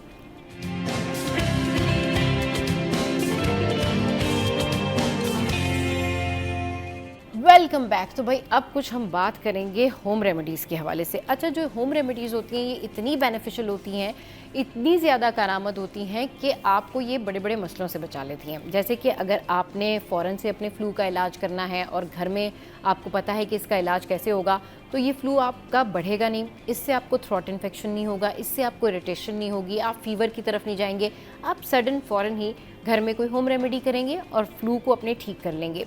कभी कभी ये होता है कि फौरी तौर पर भी, यानी अभी आपको स्नीजिंग हुई, अभी आपको थोड़ी सी खांसी हुई, आपने घर में कोई मुलैठी खा ली या आपने घर में कोई होम रेमेडी कर ली, तो वो वहीं पर सेटल डाउन हो जाती है। तो होम रेमेडीज़ जो है, ये कहना चाहिए कि आपके इनिशियल, जो कहना चाहिए इनिशियल मेडिकेशन, जिसको आप समझ सकते हैं कि घरेलू टोटके, इस सेंस में भी काम आती है और इसकी वजह से आप मज़ीद सिविरिटी से बच जाते हैं। अच्छा जी, अब आज की होम रेमेडीज़ पर बात करने के लिए हमारे साथ शाह भाई मौजूद हैं, और शाह भाई जब मौजूद हो तो मेरा दिल करता है जितने सारे क्वेश्चंस हैं, सारी रेमेडीज़ जो है मैं पूछ लूँ शाह भाई से कि भाई शाह भाई बताएं ये मसाइल है लोगों के। तो कॉमन मिस्टेक क्या करते हैं शाह भाई लोग होम रेमेडीज़ जब यूज़ कर रहे होते हैं और कहते हैं हमें तो फ़र्क नहीं पड़ा, ये चीज़ ने तो हमें फ़ायदा नहीं दिया, तो कॉमन मिस्टेक क्या होती है? देखिए, इसमें ये होता है कि एहतियात अफसोस से बेहतर है। हाँ, आपको अगर कोई भी चीज़, चाहे हम बताते हैं या आपका डॉक्टर आपको बताता है, हाँ। फॉलो अप ज़रूर कीजिए। और उसे जिस तरह कहते हैं ना कि हम 5 दिन इस्तेमाल करें, हाँ। अब 2 दिन यूज़ करके छोड़ देते हैं कि जी मैं तो ठीक हो गया हूँ, वो शिद्दत से रिपीट होती है प्रॉब्लम। हाँ। तो इसलिए उसको 5 दिन कंप्लीट कर लिया करें, ये एक एहतियात करें, बाकी कोई एहतियात की ज़रूरत नहीं है। और जिस तरीके से आपने कहा कि जैसे नज़ला ज़ुकाम हो जाता है, खांसी हो जाती है, बलगम रेशा, गला ख़राब हो जाता है, हाँ। तो इस सूरत में ना हल्का बुखार सा भी फील होता है। हाँ। तो ऐसी सूरत हाल के अंदर आपने लेना है सपिस्तान। सपिस्तान गोल गोल दाने होते हैं, जैसे लसोड़ा भी कहते हैं, सूखा हुआ होता है, पंसारी के पास मिल जाता है। 1 चम्मच और 1 चम्मच गौजुबान के पत्ते, इन दोनों को मिला के 1.25 कप पानी में डाल के उबाल लें। कहवा बन गया। 1 कप सुबह, 1 कप शाम, सिर्फ 3 दिन पी लें, बस, इंशाल्लाह ठीक। ठीक हो जाएंगे।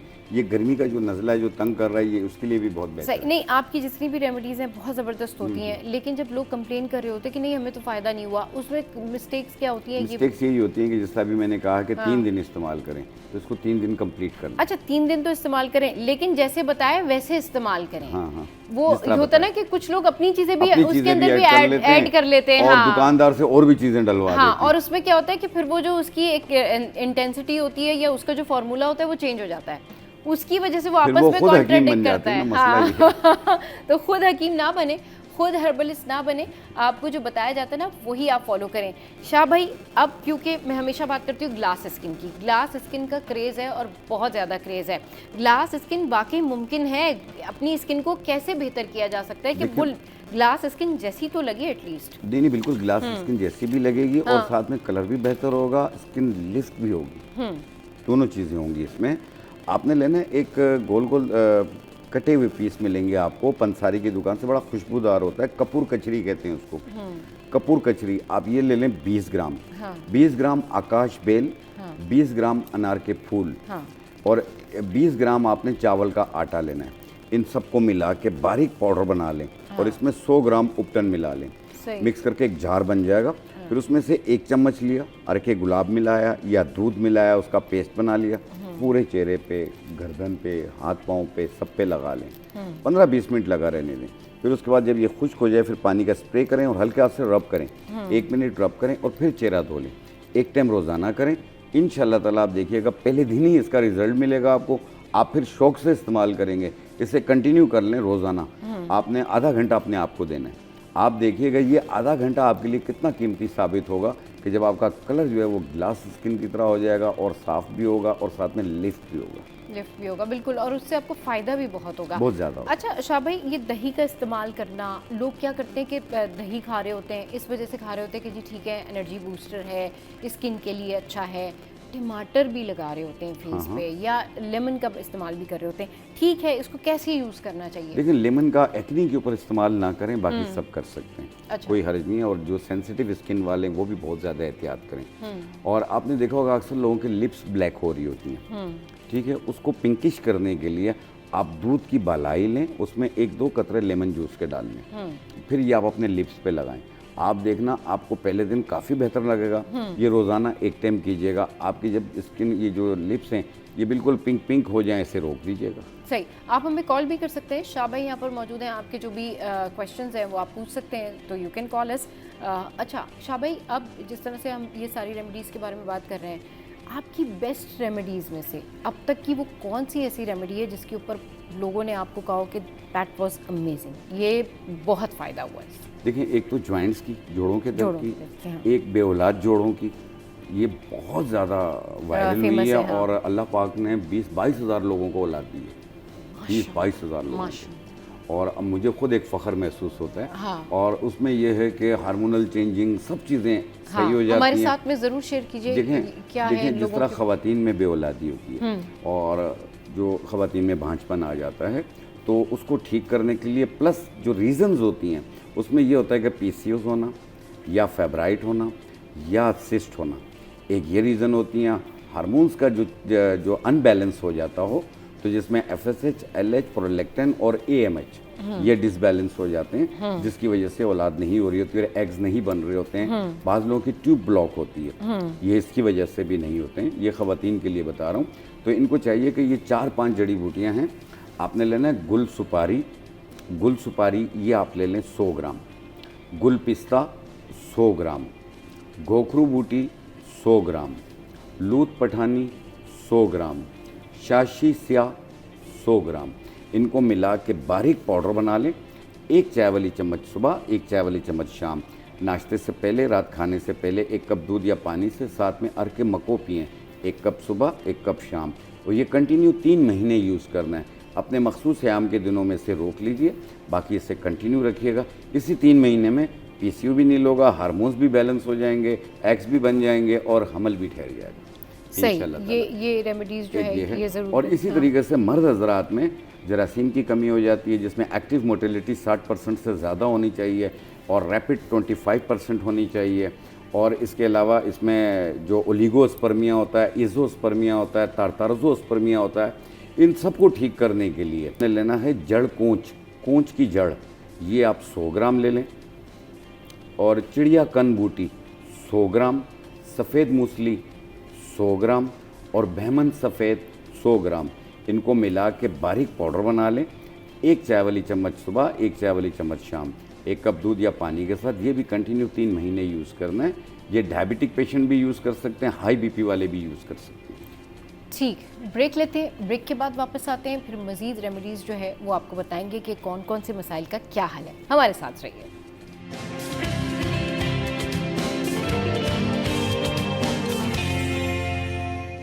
Welcome back. शाह भाई इस वक्त हमारे साथ मौजूद है और हम रेमेडीज़ के हवाले से बात कर रहे हैं। शाह भाई, अब क्योंकि रेमेडीज़ जो होती हैं, आप अपनी बेस्ट रेमेडीज़ का जिक्र कर रहे थे, उसमें अभी आपने जोड़ों के दर्द के हवाले से बताना है, उसकी रेमेडी बताएं जिन लोगों के जोड़ों में दर्द रहता है। देखिए, जोड़ों का दर्द जो होता है, इसमें गैप आ जाता है, कड़कड़ की आवाज़ें आती हैं, कभी घुटना सूज जाता है, कभी नॉर्मल हो जाता है, उठने बैठने में बड़ी तकलीफ होती है। डॉक्टर के पास जाते हैं तो कहते हैं घुटना तब्दील करना होगा। तो तब्दील करने से पहले आप ये रेमेडी ज़रूर इस्तेमाल करें। इस पर बहुत पजीराई मिली है, बहुत दुआएं मिली मुझे। आपने लेना है काला गोंद 50 ग्राम, अजगन नागोरी 50 ग्राम, जड़ इलायची लकड़ी ये भी 50 ग्राम, सफ़ेद मूसली 50 ग्राम, ये चारों चीज़ें 50-50 ग्राम, सूरजजान शीरी 20 ग्राम, इनको मिला के बारीक पाउडर बना लें। 1 चाय वाली चम्मच सुबह, 1 चाय वाली चम्मच शाम, 1 कप दूध या पानी के साथ। और ये खाने से पहले या बाद में लें, कोई हर्ज नहीं है। और इसे कंटिन्यू आपने 3-4 महीने यूज़ करना है। फ़ायदा 5 दिन में हो जाएगा। जो चीज़ 5 दिन में काम नहीं करे वो 5 साल में भी नहीं करेगी। आप देखिएगा, उठने बैठने में आप बेहतर होंगे, दर्दों में आराम होगा, एक्टिव हो जाएंगे आप।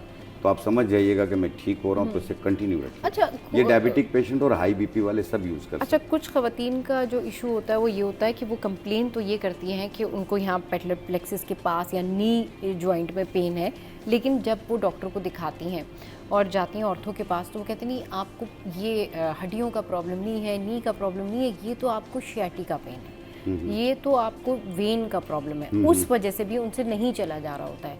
वो ख़वातीन क्या करें? देखो बेटा, ये मैं बड़ी उम्र की ख़वातीन की बात कर रही हूँ। ये हर उम्र में हो जाता है। हाँ, लेकिन ज़्यादातर प्रॉब्लम जो है ना वो बड़ी उम्र की ख़वातीन में ज़्यादा। कहीं वज़न उठाते हैं उसकी वजह से भी होता है, कहीं गिर जाते हैं उसकी वजह से भी होता है, कहीं झटका लग जाता है उसकी वजह से भी होता है। तो ये बहुत एहतियात कीजिए आप चलने फिरने में भी। और जब कमर पे गिर जाते हैं तो कमर से उस टाइम पे कुछ नहीं होता, आपको कुछ दिनों के बाद कमर से पीछे पीछे टांगों में दर्द आना शुरू हो जाता है। ये शाटिका पेन होता है जो कमर से शुरू होता है, घुटनों तक भी आता है और कभी कभी पाँव के पंजों तक भी आता है। और इसमें यह है कि कभी पाँव सुन भी हो जाते हैं। अगर ये ऊपर आ जाए सर्वाइकल की तरफ तो लेटते बैठते चक्कर आते हैं और इसमें हाथ भी सुन होते हैं। ठीक है, तो इसको मोरों को ठीक करने के लिए, यानी शाटिका पेन यानी अर्कुल निसा का जो दर्द है उसको ठीक करने के लिए आपने लेना है चोप चीनी एक लकड़ी होती है, ये 50 ग्राम, सिंघाड़ा 50 ग्राम, अश्वगंधा 50 ग्राम, ये तीनों चीज़ें 50-50 ग्राम, सूरजजान शीरी 20 ग्राम, इनको मिला के बारीक पाउडर बना लें। 1 चाय वाली चम्मच सुबह, 1 चाय वाली चम्मच शाम, 1 कप दूध या पानी से। और ये भी कंटिन्यू 2-3 महीने यूज़ करना है। 5 दिन में आपको काफ़ी आराम आ जाएगा। ये भी डायबिटिक पेशेंट और हाई बीपी वाले सब यूज़ कर सकते हैं, क्योंकि इसमें कोई नमक नहीं है, कोई मीठा नहीं है। सही, मतलब सब यूज़ कर सकते हैं, सब के लिए। अच्छा, अब ये तो आपने बता दिया। अब जिन लोगों को पेन है, वेरिकोज वेन का इशू है, वो क्या करें? देखो, वेरिकोज सेल हो या वेरिकोज वेन हो, हाँ ठीक है, ये रगों का गुच्छा होता है, बन जाता है, इसमें रग ब्लॉक हो रही होती है। तो उसको ठीक करने के लिए सिर्फ एक बूटी ले लें आप। ये हज़ारा इन साइडों पे बहुत पाई जाती है। सुम्बलू, सही, सुम्बलू, इसे सुम्बुल का छिलका भी कहते हैं। ये पीले रंग का होता है। इससे बारीक पाउडर बना लें। आधी चाय वाली चम्मच सुबह नाश्ते से पहले, आधी चाय वाली चम्मच रात खाने से पहले 21 दिन तक पानी के साथ इस्तेमाल करें। फिर 1 हफ्ते का गैप दे दें, फिर 21 दिन इस्तेमाल करें। इंशाल्लाह ताला ये वेंस खुल जाएंगी आप। ये मैटर ये सॉल्व हो जाएगा। वेरिकोसिल और वेरिकोस वेंस दोनों में ये बहुत बेहतरीन काम सही। करता ब्रीदिंग में जिनको इशू है, सांस का प्रॉब्लम है, पोल्यूशन है, मिट्टी धूल मिट्टी में जाते हैं, वो क्या करें? है। ये एलर्जीज होती हैं, हाँ, different साइनसाइटिस allergies। एलर्जीज हाँ। होती है और अस्थमेटिक एलर्जी भी होती है। ऐसी सूरत हाल के अंदर आपने 2 जड़ी बूटियां लेनी है, एक गुल ज़ूफ़ा, एक बरगे बनफशा। बनफशा के पत्ते 1 चम्मच और गुल ज़ूफ़ा 1 चम्मच, 1.25 कप पानी में डाल के उबाल लें। कहवा बन गया। 1 कप सुबह 1 कप शाम पिएं।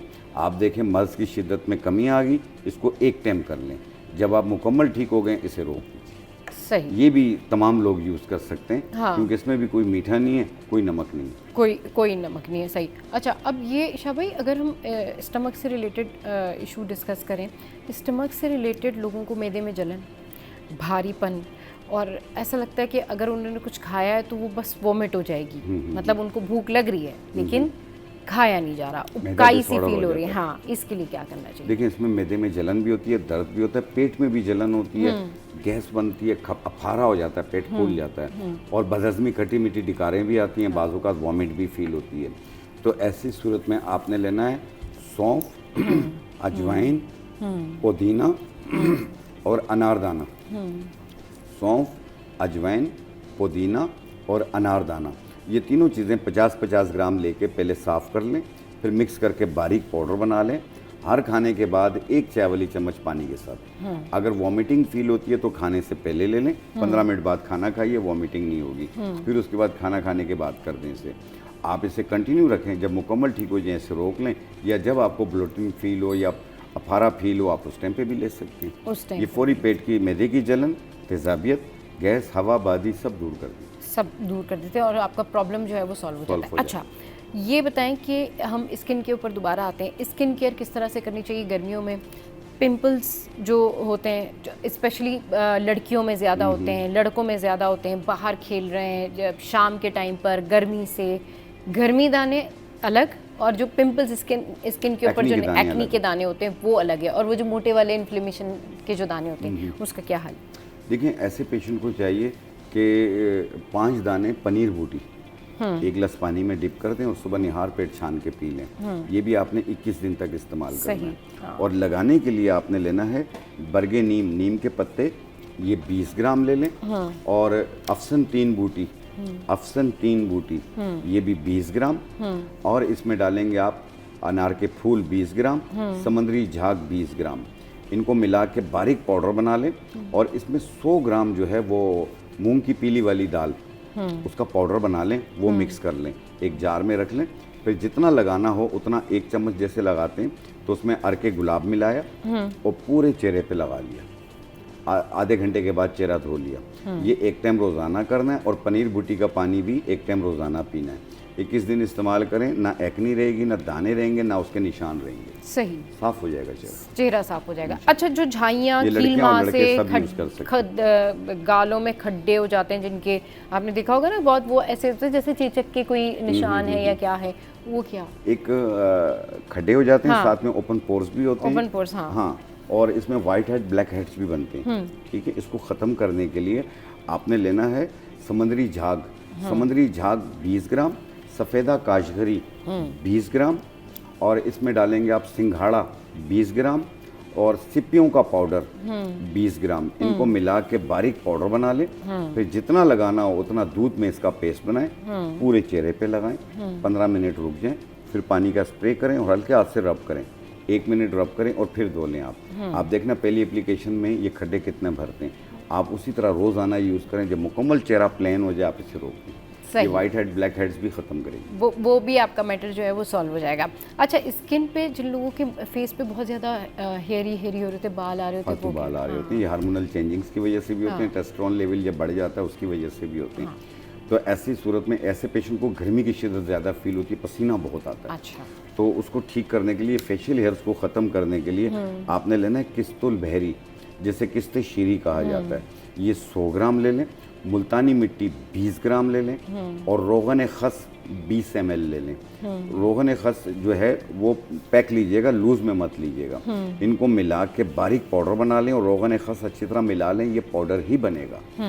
और फिर जितना लगाना हो उतना आपने पानी में पेस्ट बनाना है और अपने फालतू बालों पे लेप कर लें।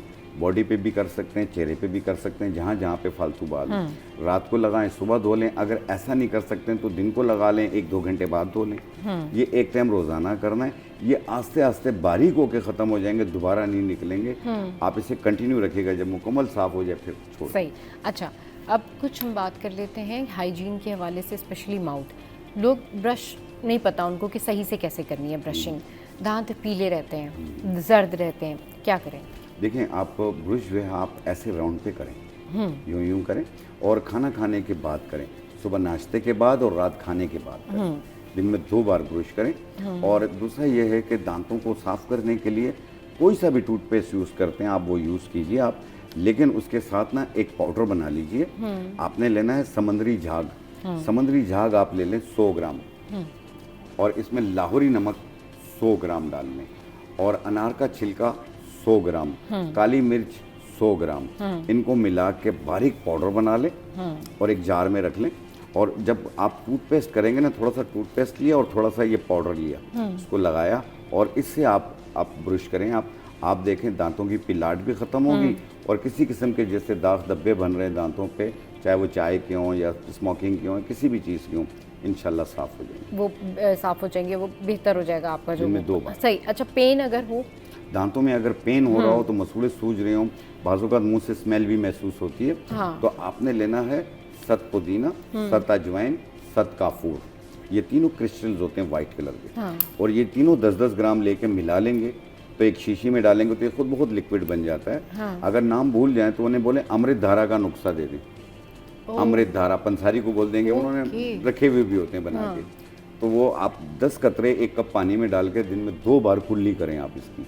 आप देखिएगा ये जो पस आ रही होती है, अब मुंह से स्मेल महसूस हो रहा होता है, ये सब सही हो जाएगा, और मसूड़ों की सूजन भी दूर होगी। गर्म ठंडा लगता हो उसे भी ठीक कर देगी। सही। अच्छा, जो लोग रूट कैनाल वगैरह करवा रहे होते हैं, वो सूजन आ जाती है यहाँ पे बहुत ज़्यादा, उसके लिए क्या करें? या दर्द में भी ये होता है कि मसूड़ों की सूजन भी ख़त्म करती है ये अमृत धारा, आप इसे यूज़ कीजिए। हाँ, अगर तकलीफ बहुत ज़्यादा है तो प्लीज़ अपने करीबी डेंटिस्ट को ज़रूर दिखा दीजिएगा, खुद से कुछ चीज़ें ना लगाइए, खुद से कोई चीज़ खतरनाक हो जाएगा, वो फिर आपके लिए हार्मफुल हो जाता है, वो फिर बहुत मसला होता है। अच्छा शाह भाई, ये आपने देखा होगा कि कुछ लोगों को बड़ा ब्रीदिंग का इशू होता है, नेज़ल इशू होता है, कुछ लोगों को सांस बोलते बोलते उनको यहाँ नाक में जो है वो सांस ब्रीदिंग इश्यूज हो रहे होते हैं, कुछ फंस रही होती है सांस उनकी, क्या हल है इसका? देखिए, इसमें नाक की हड्डी बढ़ जाती है, टेढ़ी हो जाती है, या नाक में मस्सा हो रहा होता है, गोश्त बढ़ रहा होता है, तो उसको ख़त्म करने के लिए और सांस को बहाल करने के लिए, ये अक्सर रात के टाइम पे दम घुटता है लोगों का। तो इस साइड पे करवट लेते हैं तो एक नाक बंद हो जाती है, दूसरी साइड करवट लेते हैं दूसरी नाक बंद हो जाती है। सही।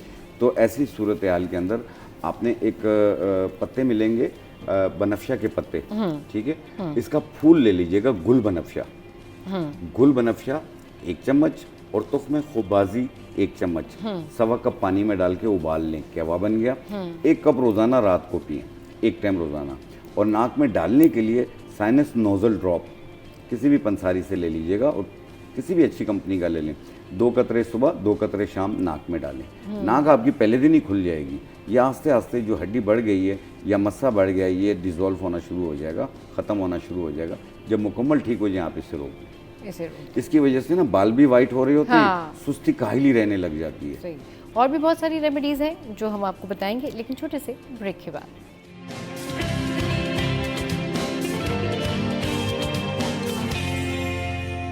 Welcome back. शाबा इस वक्त हमारे साथ मौजूद है। रेमेडीज़ जो है वो हम आपको बता रहे हैं कि क्या क्या कुछ कर सकते हैं आप अपने घर में, अगर आपको मसाइल हैं, आपकी सेहत ख़राब है, या जोड़ों में दर्द है, या फिर आपके सर में दर्द है। और सर में दर्द एक कॉमन कंप्लेन है कि हर कोई ये कह रहा होता है भाई हमारे सर में बहुत दर्द है। कभी नज़ले की वजह से, कभी होता है स्ट्रेस की वजह से, कभी माइग्रेन के जो बैक टू बैक आपको पैनिक अटैक्स होते हैं उसकी वजह से सर में दर्द होता है। और कुछ लोगों को वॉक ना करने की वजह से भी सर में दर्द होता है, क्योंकि वो वॉक नहीं करते, क्योंकि उनकी रूटीन नहीं है। खाया, बैठ गए, फिर उसके बाद नेक्स्ट उन्होंने कोई और काम करना शुरू कर दिया, सोशल मीडिया देखना शुरू कर दिया, फिर उसके बाद कुछ खा लिया, फिर बैठे रहे। इस वजह से भी सर में दर्द होता है। और अगर आप वॉक करते हैं, आपकी रूटीन अच्छी है, तो फिर डेफिनेटली आपको डॉक्टर को ज़रूर दिखाना चाहिए, क्योंकि जो लोग वॉक करते हैं मेनली उनके सर में दर्द नहीं होता। शाह भाई से पूछते हैं सर दर्द का क्या इलाज? लेकिन हर किस्म का सर दर्द हो, चाहे वह स्ट्रेस की वजह से हो, और गैसेस की वजह से हो, नज़ले की वजह से हो, और आम तौर पे काम ज़्यादा करने की वजह से भी हो, तो और स्ट्रेस लेवल बढ़ जाता है, गर्दन में खिंचाव होती है, बाद लोगों को सर दर्द होता है, बाद लोगों को माइग्रेन होता है, उसमें वॉमिटिंग भी फील होती है। तो ऐसी सूरत में मैं पहले भी अक्सर बताता रहा हूँ कि एक फूल आते हैं ग्रे कलर के जिसे लेवेंडर फ्लावर कहते हैं। लेवेंडर फ्लावर, इसका उर्दू नाम है इस्तेखुद्दूस। इसकी 1 चम्मच सवा कप पानी में डाल के उबाल लें, कहवा बन गया। 1 टाइम रोज़ाना पिए रात को। आप ये जैसे अगर माइग्रेन पेन हो तो 1 महीना कंटिन्यू कर लें। अगर आपको आम सर दर्द रहता हो उसी टाइम पे आपके दर्द में आराम आ जाएगा। और अगर ये माइग्रेन है तो इसे 1 महीना रोज़ाना पिए, इंशाल्लाह ताला बिल्कुल ठीक हो जाएंगे। बिल्कुल आप ठीक हो जाएंगे और आपको फील होगा कि नहीं ये रेमेडी आपके लिए बड़ा बहुत बेनिफिशियल है। अच्छा भाई, हाथों में दर्द, पैरों में दर्द, पैरों में जलन, पैरों में सूजन, क्या इसकी रीज़न क्या है और रेमेडी क्या है? अगर पैरों में सूजन हो रही हो तो कई रीजंस आ जाते हैं। इसमें फैटी लिवर भी आ सकता है, जिगर का मसला भी हो सकता है, किडनीज का मसला भी हो सकता है, यूरिक एसिड का भी मसला हो सकता है, ब्लड प्रेशर की वजह से भी होता है, या दिल के कोई इश्यूज हों उसकी वजह से भी होता है। और बाज़ लोगों को आम तौर पे भी कहीं निकलते हैं बाहर तो वापस आते हैं कहते हैं पाँव सूज गए, और हाथों में भी सूजन होती है, रात को सोते हैं सुबह उठते हैं तो चेहरा भी सूजा हुआ होता है। तो इसको ठीक करने के लिए आपने लेना है मकोदाना। 1 चाय वाली चम्मच, सौंफ 1 चाय वाली चम्मच, और मिर्गीस बूटी 1 चाय वाली चम्मच। इसे सवा कप पानी में डाल के उबाल लें, कहवा बन गया। 1 टाइम रोज़ाना पिए आप देखिएगा ये पहले दिन दूसरे दिन काफ़ी फ़र्क हो जाएगा, सूजन पूरी बॉडी का वर्म उतारती है ये। और जब मुकम्मल ठीक हो जाए आप इसे रोक लें। अगर फैटी लिवर रहता हो तो फिर 2 महीने इसे कंटिन्यू यूज़ करें। अच्छा, सही। 2 महीने के बाद आप अपना अल्ट्रासाउंड करा लें या LFT करवा लें, आपको खुद नुमाया फ़र्क। अच्छा, जिनको इंजाइनल पेन है, जो दिल के मरीज़ हैं, जिनको डॉक्टर ने सख्त किस्म का कहा हुआ है कि नहीं भी आपने एहतियात रखनी है, वो डाइट में क्या कर सकते हैं? वो क्या ऐसी रेमेडीज़ हैं या क्या ऐसे एहतियाती तदाबीर हैं जो करके मज़ीद बेहतर हो सकते हैं, उनकी एनर्जी बेहतर हो सकती है? देखिए, जिन लोगों को भी जैसे ट्राइग्लिसराइड बढ़ जाता है, HDL बढ़ जाता है, जिस पर सीने पे बोझ महसूस होता है, दिल के वॉल बंद हो रहे होते हैं, तो प्लीज़ सबसे पहले तो जो आपका डॉक्टर है जो आपको मशवरा दे आप उस पर ज़रूर अमल कीजिए, और उसकी जो मेडिकेशंस हैं उसे 1 दिन के लिए भी ना छोड़ें, उसे कंटिन्यू रखें। और एक लकड़ियाँ आती हैं अर्जुन की छाल, इसका 1 इंच का टुकड़ा सवा कप पानी में डाल के उबाल लें, कहवा बन गया। 1 टाइम रोज़ाना पिए, सुबह 10 बजे पी लिया करें। आप देखिएगा सीने पे बोझ महसूस होता हो वो भी ठीक हो जाएगा, और आप चलेंगे आपको सांस नहीं फूलेगा। और दूसरा ये है कि जो दर्द सा महसूस होता है ये चीज़ भी सही हो जाएगी। और इसे भी 2 महीने यूज़ करके अपना लिपिड प्रोफाइल करवा लें, आपका ट्राइग्लिसराइड भी कंट्रोल में मिलेगा, HDL भी कंट्रोल में मिलेगा, वो भी कंट्रोल में मिलेगा, और उससे आपको फ़ायदा भी बहुत होगा। उसकी रीज़न ये है कि जब ये रेमेडीज़ कर रहे होते हैं ना लोग, स्पेशली हार्ट पेशेंट अगर कोई रेमेडीज़ करें तो बहुत देखभाल के करें, बड़ी एहतियाती तदाबीर के साथ ये रेमेडीज़ आपको करनी चाहिए। शायद लोग यूजुअली ये करते हैं कि वो मेडिकेशन भी कर रहे होते हैं और साथ साथ वो हर्बल चीज़ें भी जो है वो कर रहे होते हैं। कभी ऐसा होता है कॉन्ट्रडिक्ट हो जाए आपस में टकरा? नहीं। देखिए, इसमें 1 घंटे का वक्फा रखिएगा। अच्छा। और जितनी भी चीज़ें हम यहाँ बैठ के आपको बता रहे होते हैं ये सेफ चीज़ें होती हैं, इनका साइड इफेक्ट कोई नहीं होता। सही। हालांकि जड़ी बूटियों में भी है काफ़ी चीज़ें जो हम नहीं बता सकते। अच्छा। वो तो पेशेंट की कंडीशन पे दिया जाता है। सही। लेकिन ये चीज़ें आम खास लोग इस्तेमाल कर सकते हैं, कोई नुकसान वाली चीज़ नहीं। अच्छा, ऐसा कुछ है कि आपका मूड ख़राब हो रहा है, आप डाउन फील कर रहे हैं, आप लो फील कर रहे हैं, मतलब you are feeling sad and all that, और आपको लगता नहीं पता नहीं क्या हो रहा है, BP लो हो रहा है, चक्कर आ रहे हैं, सारा कुछ, उसकी कोई रेमेडी है? देखिए, सडन आपके जो है या तबीयत में ये है कि तबीयत बेहतर हो जाए, मूड अच्छा हो जाए, कुछ भी अच्छा नहीं लग रहा, और चिड़चिड़ापन फील हो रहा है, लोग कहते हैं हमारा मुंह कड़वा हो रहा है, हमें समझ नहीं आ रहा, पता नहीं क्या जायका नहीं आ रहा। सूरत में जैसे अगर लो BP भी हो रहा हो तो 4 दाने आलू बुखारा, 1 चाय वाली चम्मच सौंफ 1 गिलास पानी में डिप कर दें, फिर आधे घंटे के बाद उसे चम्मच के साथ शेक करें और वो छान के फेंक दें। जो पानी होगा उसमें 1 चुटकी काला नमक मिला लें और वो आप पी लें, उसका जायका भी बेहतरीन होगा और लो BP के लिए बहुत बेहतर है, मुंह के जायके को भी अच्छा कर देगी। मुंह के जायके को भी वो अच्छा कर देगी, क्योंकि लोग ज़्यादातर ये कहते नहीं है लेकिन सबसे मेन खाना खाने का दिल नहीं कर रहा, मुंह कड़वा हो रहा है। एक चीज़ बताऊं कि अपने आप को खुश रखें, जहन में कोई भी नेगेटिव ख्याल आए बोलो मेरे लिए नहीं है किसी और के लिए, अपने आप को बिजी कर लें। सही। आप देखें, आप बिल्कुल ठीक रहेंगे, आप दवाइयों से दूर हो जाएंगे। सही। धूप से बचने के लिए क्या कुछ करना चाहिए? छतरी लेके जाएं। ओहो, वो तो हर जगह आप नहीं लेके जा सकते, ऑब्वियसली जाहिर सी बात है, उसमें आप आउटडोर हैं तो ठीक है, बट अगर आप इनडोर बैठे हैं, लाइट्स में बैठे हैं, शॉपिंग करने गए हैं, आप कहीं और गए तो आप किस तरह? देखें, गर्मी की शिद्दत जो ज़्यादा फील होती है, पसीना बहुत ज़्यादा आ रहा है, तो ऐसी सूरत के अंदर आपने एक चम्मच जो है क्योंकि चाय देखिए वाला जिनके घरों में इस वक्त शादियां हैं, जो खवातीन मर्द अब शॉपिंग कर रहे हैं, हाँ। इस गर्मी में शॉपिंग कर रहे हैं, उनकी स्किन ख़राब होती है, उसके लिए क्या मतलब धूप से कैसे बचें, क्या लगा के जाएं, क्या करें? देखिए, आप दही और शहद इसको मिला के आपने अपने फेस पे लगाना है, हाँ। सिर्फ 20 मिनट, फिर उसके बाद आप अपने फेस को धो लीजिए। हाँ। आप देखिएगा आपको जो धूप की चुभन है हाँ। वो भी कम महसूस होगी। दूसरा ये है कि धूप की वजह से जो निशान बन जाते हैं वो भी नहीं बनेंगे। ये बहुत बेहतरीन है, आप लोग ये कर लिया करें। हाँ। दूसरी चीज़ ये है कि अपनी फुल बॉडी की जो गर्मी की शिद्दत ज़्यादा फील हो रही है, पसीना बहुत आ रहा है, स्मेल भी आ रही है, तो आपने लेना है तुख्म बालंगा आधी चाय वाली चम्मच, गोंद कतीरा आधी चाय वाली चम्मच, और इसबगोल दाना वो भी आधी चाय वाली चम्मच, 1 गिलास पानी में डिप कर दें। और अगर आपको शुगर नहीं है तो आप इसमें थोड़ा सा गुड़ भी मिला सकते हैं। अदरवाइज ये कि इसे रख लें आधे घंटे के बाद इसे चम्मच के साथ शेक करें और पी लें। आप देखिएगा आपको बहुत ज़्यादा फ़ायदा होगा। मैदा, पेट की जलन, और दूसरा मैदे की जलन, और गर्मी की शिद्दत ज़्यादा फील हो रही हो, पसीना बहुत आ रहा हो, ये उसको कंट्रोल कर लीजिए, वो उसको कंट्रोल आपका कर दिन लेगा। ठंडा ठंडा गुजरेगा। हाँ, वो मतलब आपको यू फील गुड ना। असल बात ये है कि आप कोई भी रेमेडी करते हो उसके बाद अगर यू आर फीलिंग गुड तो ठीक है, वरना अगर आपको भारीपन महसूस हो रहा है, अगर आपको लग रहा है कि नहीं आपको एंजाइटी है, तो फिर ये रेमेडीज भी फिर काम नहीं आ रही होती ना, वो फिर एक बददिली सी होती है कि भाई इससे हमें फ़ायदा नहीं हो रहा। अगर एंजाइटी, डिप्रेशन बहुत ज़्यादा फील होती है, हाँ। किसी चीज़ में मुतमईन नहीं होते हैं, फैसला भी नहीं कर पा रहे होते हैं, अपने आप से उलझे हुए रहते हैं, वसवसे बहुत ज़्यादा आ रहे हैं, तो उसको ठीक करने के लिए आपने लेना है मगज़ कमल घट्टा। अच्छा। ये ग्रे कलर के होते हैं, बिल्कुल बंटों की तरह होते हैं, उसको तोड़ते हैं, इसमें से वाइट कलर का मगज़ निकलता है। ये आप 100 ग्राम ले लें और इसे बारीक पाउडर बना लें, और 1 चाय वाली चम्मच 1 गिलास दूध में मिला के पी लिया करें, नहीं तो मुंह में डाल के ऊपर पानी पी लिया करें। इसे हमारे गुजराती मेमनी में बबरी भी बोलते हैं। ठीक है, आपने ये इस्तेमाल करना। आप देखिएगा आपका स्ट्रेस लेवल भी ख़त्म होगा, साथ में जो टेंशन, वसवसे आना, दिमाग चलना, घबराहट फील करना, चिड़चिड़ापन होना, ये सब दूर हो जाएगा। सही। बहुत शुक्रिया शाह भाई, आपने अपना कीमती वक्त हमारे शो के लिए निकाला, स्टूडियोज़ आए और ढेर सारी बातें की, हमारे साथ रेमेडीज़ शेयर की। आज के शो से फिलहाल इतना ही। आज का शो आपको कैसा लगा ज़रूर बताइएगा हमारी सोशल साइट पर। Keep watching serial 10।